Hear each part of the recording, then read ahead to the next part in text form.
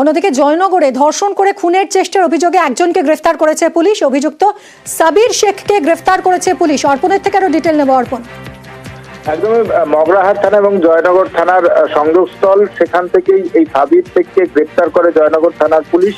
পুলিশি যেটা সে স্বীকার করে এই সম্পর্কের কথা, বিবাহ বহির্ভূত সম্পর্ক ছিল এই সাবিরের সঙ্গে ওই মহিলার, এবং গত শনিবার সে বাড়ির পাশেই একটি বিয়ে বাড়ি চলছিল, সেখানে যাবার নাম করে এই সাবিরের সঙ্গে দেখা করতে আসে এবং সাবির সেখান থেকে তাকে তুলে নিয়ে জয়নগর থানার জাঙ্গালিয়া এলাকায় নিয়ে আসে নির্জন স্থানে। সেখানে ধর্ষণ, তারপরে তার ওড়নার ফাঁস দিয়ে তাকে খুনের চেষ্টা করে।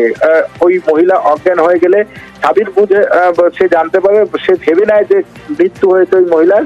তারপরেই সেখান থেকে সে চম্পট দেয়। সকালে ওই মহিলাকে উদ্ধার করে প্রথমে বদ্রেরহাট গ্রামীণ হাসপাতাল, সেখান থেকে বারুইপুর মহকুমা হাসপাতালে নিয়ে এলে চিকিৎসার পর সে এই সাবিরের নাম বলে এবং এই ঘটনায় তদন্তে নেমে সাবিরকে গ্রেপ্তার করেছে এবং পুরো ঘটনার কথা পুলিশের কাছে সে স্বীকার করেছে।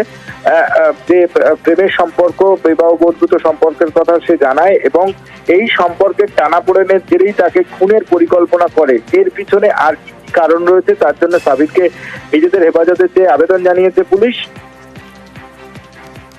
ধন্যবাদ অর্পণ।